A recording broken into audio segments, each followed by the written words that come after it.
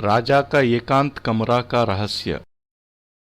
मैं उन योगियों को, सन्यासियों को मैं अपने पूरे जीवन का अगर इतिहास टटोलूं, अपने जीवन के पन्नों को पलटूं, प्रारंभ से लगा करके आज तक, तो मैं जीवन में अध्यापक भी रहा, सीनियर टीचर भी रहा, यूनिवर्सिटी में लेक्चरर भी रहा, प्रोफेसर भी रहा, हेड ऑफ द डिपार्टमेंट भी रहा, ज्योतिषी भी रहा, सन्यासी भी रहा, और अत्यंत उच्च कोटि का एक आयुर्वेदज्ञ भी रहा, जिसको वैद्य कहते हैं। उच्च कोटि का इसलिए कि उस सन्यासी समय में गांव के लोग, जहां पर भी मैं विचरण करता था, लोग कहते हैं कि मरता हुआ आदमी की एक सांस भी बाकी हो और यदि वह निखिलेश्वरानंद के आश्रम तक पहुंच जाए तो मर नहीं सकता।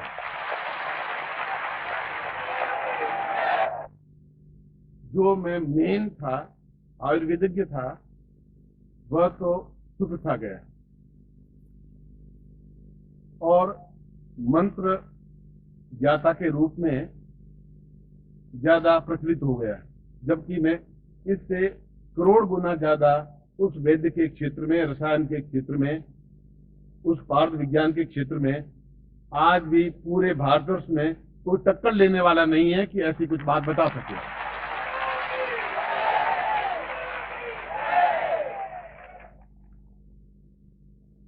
मगर पलटते पलटते जीवन के जब इस क्षेत्र में आया, तब आपसे मेरा एक संबंध बना, एक आत्मीयता बनी, एक प्रेम बना। ऐसा लगा कि एक प्रेम का मानसरोवर है, उस मानसरोवर में जहां शुद्ध निर्मल जल है, जहां पर बहुत कम लोग पहुंच पाते हैं, क्योंकि गंदी तलैया में करोड़ों लोग पहुंच सकते हैं। गंदी तलैया का पानी, तालाब का पानी निर्मल, और नल का पानी तो सैकड़ों लाखों लोग पी सकते हैं। मानसरोवर का पानी तो किसी न किसी के किस्मत में ही लिखा होता है।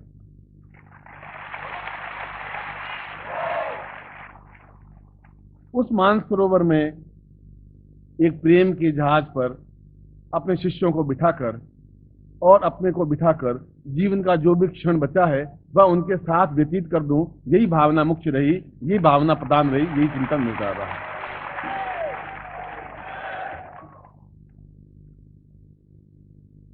और इसीलिए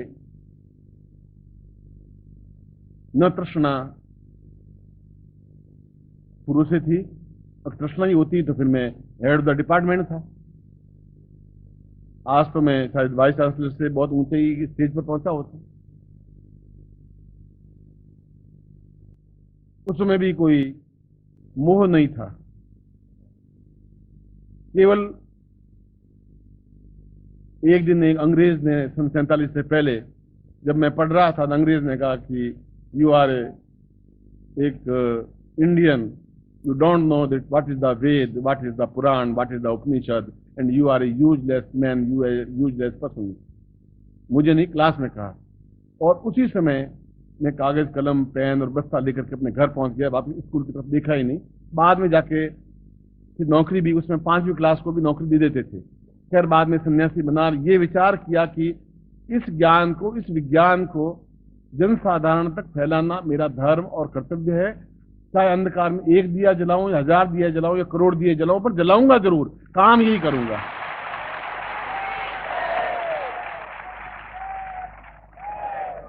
और आज भी आप देखेंगे तो कोई तृष्णा नहीं है, कोई न्यूनता भी नहीं है। कोई ऐसा नहीं है कि मैं सोने के अंबार लगा करके जाऊं, या 10-15 मकान महल खरीद करके जाऊं, या मिल लगा करके जाऊं, या ऐसी भावना प्रारंभ में नहीं थी, आज भी नहीं।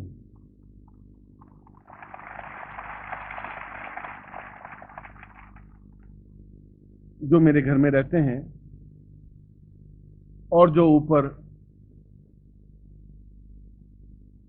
जो खाना बनाते हैं, वो खाना बनाने वाला आज 15 साल से वही व्यक्ति मेरे लिए खाना बनाता है। 15 साल से वही व्यक्ति।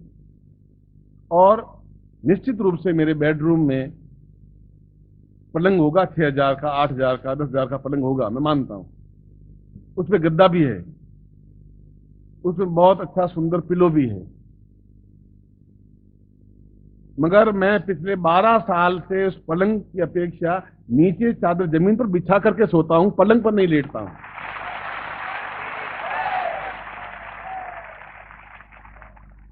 न यहां पर न जोधपुर में। और वो कहते हैं कि आप ऐसा क्यों करते हैं। मैंने कहा ऐसा क्यों करता हूं, यह एक रहस्य है, यह एक जीवन का मर्म है। पुत्र भी कहते हैं और जो देखता बहू हैं वो भी कभी कभी हंसती हैं कि ये क्यों 10-15 साल से ऐसा क्यों कर रहे हैं। एक राजा था और पुराने जमाने में एक राजा ने घोषणा कर दी कि मैं अब संन्यास लूंगा, मेरे पुत्र कोई नहीं है। कल सुबह प्रातः काल जो भी पहला इस शहर में प्रवेश करेगा उसको मैं राज्य गद्दी सौंप दूंगा। ऐसा कभी कभी पहले लोग मन में चिंतन करते थे, आज भी करते हैं। शिष्य कहते हैं कि नया साल गुरुदेव के साथ मनाएंगे, यह बहुत अच्छा घी है, असली घी है, ये गुरुदेव को खिलाऊंगा। ये उनकी भावना होती है। अब गुरुदेव खाएं नहीं खाएं, मगर उनकी भावना ये रहती है। वो राजा बन गया, बिल्कुल एक फटे हाल, सूखा हुआ शरीर, हड्डियां निकली हुई, कपड़े फटे हुए, धोती फटी हुई, बिखरे हुए बाल। और वह पहली पहली बार कहीं से आ रहा था और शहर में घुसा। राजा ने मुनादी करवा रखी थी कि जो भी घुसे, गेट, क्योंकि पहले बड़े शहर देखे होंगे आपने, तो गेट होते थे, उन गेट के बंद करते ही पूरा शहर अंदर बंद हो जाता था, क्योंकि शत्रुओं का आक्रमण होता था। ये मैं आज से 1000 साल पहले की घटना सुना रहा हूं। उसको पकड़ के राजा के सामने लाए। राजा ने उसको राज गद्दी पर बिठा दिया, राज तिलक कर दिया कि तुम आज राजा हो और आज से तुम इस राज्य को संभालोगे। नौखन उनका स्नान करवाया, सुगंध तेल लगवाया, इत्र लगवाया, और वह राजा अपना में सन्यासी बनकर के जंगल में चला गया जो राज्य गद्दी पर था। महारानियों के लिए अलग महल बनवा दिया।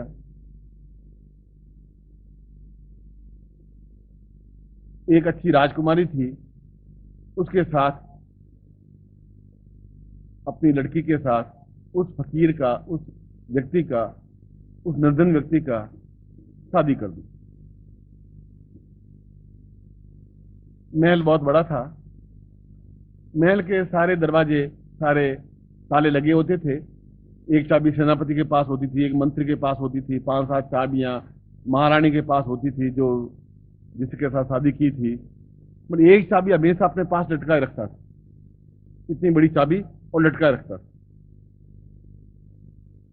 और हफ्ते में एक बार जाता, उस कमरे के अंदर जाता, 10 बाई 10 का कमरा था, और अंदर से दरवाजा बंद कर लेता और आधा घंटा उसके अंदर बैठा रहता, और फिर बाहर निकलता, फिर ताला लगा देता, फिर उसके ऊपर दूसरा ताला लगाता, फिर अंदर तीसरा ताला लगाता, फिर चाबी अंदर लटका देता। सेनापति ने कहा कि इसमें क्या है, हीरे जवाहरात तोश खाना है, वह तो खजांची के पास चाबी है जिसका हिसाब रहता है। सेना की सारी चाबियां मेरे पास नहीं। उत्तम कोटि के जो कार्य हैं, सोने की गिन्नियां हैं, बस मंत्री के पास नहीं। जो बहुमूल्य सामग्री है उनकी चाबियां महारानी के पास नहीं। ये एक चाबी अपने पास लटका रखा था, क्या चीज क्या है। और हर हफ्ते जाता है, अंदर घूम करके देख के आता है क्या ये।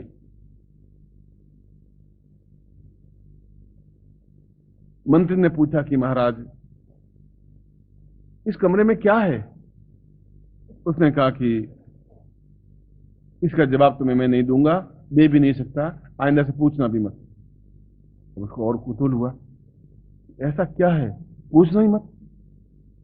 और 10 बाई 10 कमरे में आ क्या सकता है? इससे ज्यादा हीरे जवाहरात तो उस खाने में, खजाने में है। इससे ज्यादा माणिक्य मोती तो खजाने में है। अरबों रुपए की गिन्नियां तो वहां है। फिर इस कमरे में ऐसा क्या चीज है, क्यों ये ताला ताबे लटका रखता है?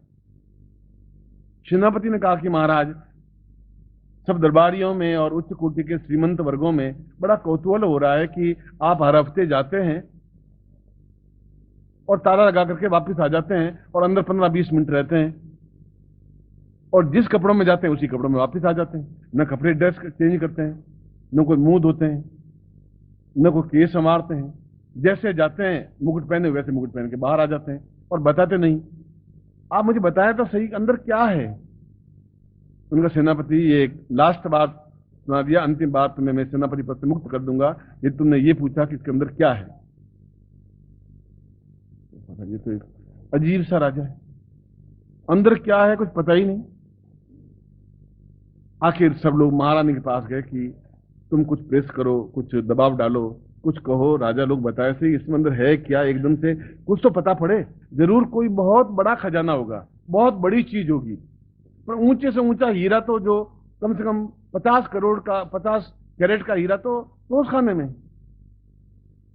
बहुत बड़े बड़े माणिक्य के हार तो उस खाने में। अरबों अरबों रुपए के खजाने और सोने की गिन्नियां तो उस खाने में पड़ी हैं, जिनका हिसाब खजांची के पास है। इसमें ऐसी क्या चीज है? मान का चिंता मत करो, मैं मालूम करता। महाराज ने कहा कि एक खाना खिला रही थी, पंखा जल रही थी, कि आपसे एक सवाल पूछूं। आप मेरे पति हैं, उस कमरे में आप जाते हैं 20-25 मिनट के लिए, वापस बाहर आ जाते हैं और अंदर से भी दरवाजे बंद कर लेते हैं, बाहर आके 3-3 ताले लगाते हैं 2-2 किलो के, और चाबी 24 घंटे रात को सोते समय भी लटकाए रखते हैं, स्नान करते समय भी लटकाए रखते हैं। क्या है उसमें? उनका महारानी, कोई ऐसी चीज है मैं तुम्हें बता नहीं सकता। तो क्या है, आप क्या नहीं बता सकते? मुझे सब कुछ मालूम है, क्योंकि मैं राजा की पुत्री रही हूं। उनकी तुम रही होगी, मगर जो नहीं बता सकता नहीं बता सकता। 2 बार पूछा, 3 बार पूछा, हर हफ्ते पूछा, कभी श्रृंगार करके पूछा, कभी गुस्सा करके पूछा, जो स्त्रियां जिस ढंग से भी पति से बात उगलवा सकती हैं वैसे कोशिश करके पूछा। पति भी पक्का जिद्दी की, नहीं बताना तो नहीं बताना। और वो तिरिया अठ और बाल अठ तो प्रसिद्ध हैं, उनको तो कोई भगवान भी पार पा नहीं सकता। अगर नारी अठ कर ले तो आदमी करेगा क्या? और कोई बालक हट कर ले। अकबर ने एक बार पूछा कि बीरबल, हट कौन से प्रसिद्ध हैं? कि महाराज 4 हट प्रसिद्ध हैं, बाल हट, तिरिया हट, राजा हट और सन्यासी हट। सन्यासी जो चाहेगा वही करेगा, दुनिया की परवाह नहीं करेगा। राजा जो चाहे वह करेगा, छोड़ेगा ही नहीं। इस लड़की से शादी करना है, उस लड़की से शादी कर लेगा, युद्ध करना है कर लेगा। और तिरिया हट और बाल हट। तो बाल हट क्या होता है? तिरिया हट तो हो सकती है, कल एक बालक को लाओ, कैसा हट कर सकता है? मैं हट खत्म कर दूंगा, जो मांगेगा वो दे दूंगा। वो क्या, फूल, ये ले फूल ले, सोना, ये सोना ले ले, हीरों का हार, ये हीरों का हार ले ले, मिठाई, ये मिठाई ले ले, जो मैं कल ले आऊंगा। दूसरे दिन एक बालक को लेके आया अकबर के सामने। आप आवाज नहीं करें कृपया, थोड़ा शांत रखें, और मां को दे दें तो वो शांत हो जाएगा। इसी को बालट कहते हैं।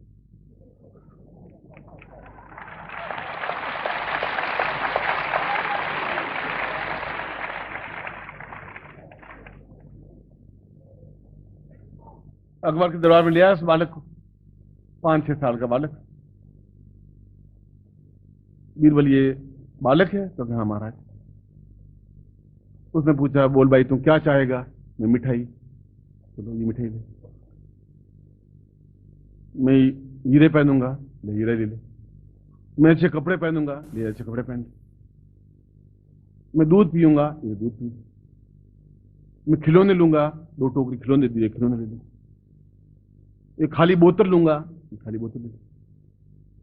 मैं हाथी लूंगा, ये हाथी मंगा के दरबार में खड़ा कर दिया, हाथी ले ले। आप इस हाथी को इस बोतल में डालिए। अब उसने कहा हाथी बोतल में कैसे? नहीं, हाथी को बोतल में डालिए। उसने कहा हाथी बोतल में नहीं जा सकता, नहीं हाथी में बोतल डालिए। अब वो बीरबल अकबर बहुत समझाता रहा कि भाई ऐसा नहीं हो सकता। उसने कहा नहीं, इस हाथी को बोतल में डालिए, और रोने लगा, चिल्लाने लगा, चीखने लगा, बस हाथी को बोतल में डालिए डालिए। बीरबल ने कहा महाराज, उस बाल हट तो बाल हट है, आप इसको दूर नहीं कर सकते। अब न आप हाथी को डाल सकते हैं, न इसका रोना बंद कर सकते हैं, बस अब ये बालट है, बालट है। उत्तरिया बहुत ज्यादा हट करने लगी उसकी पत्नी। रोज जब झिकझिकबाजी होने लगी तो उसने कहा चलो मैं आज तुम्हें दिखा देता हूं। सेनापति को लिया, मंत्री को लिया, एक दो श्रीमंत वर्गों को लिया, रानी को लिया, और खुद गया।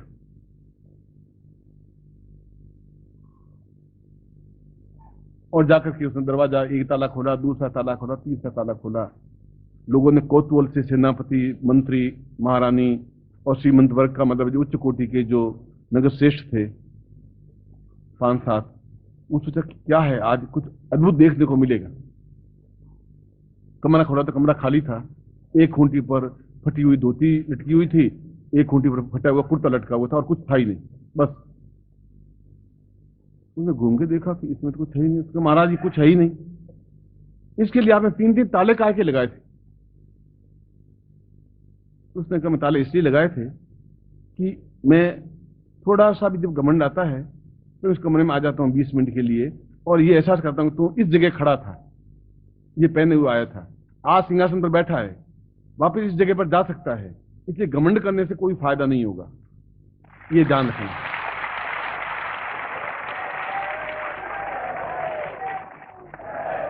और मैं भी उस पलंग के नीचे चादर पर इसलिए सोता हूं, मैं ब्राह्मण का बेटा था, जमीन पे सोया था, मुझे अहंकार करना ही नहीं है।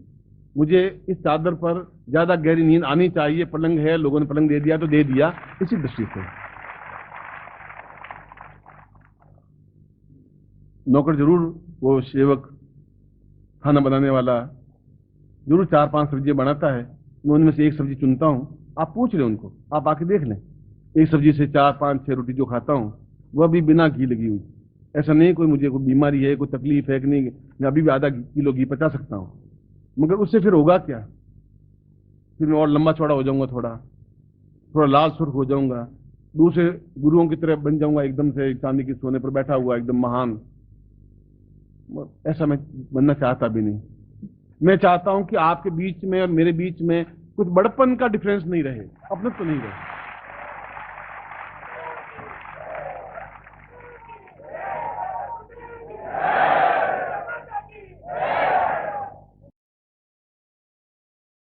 गुरु सांदीपनि से कृष्ण का कुंडलिनी जागरण। जब 5 पांडवों को द्रोण सिखा रहे थे रत्नापुर के पास में,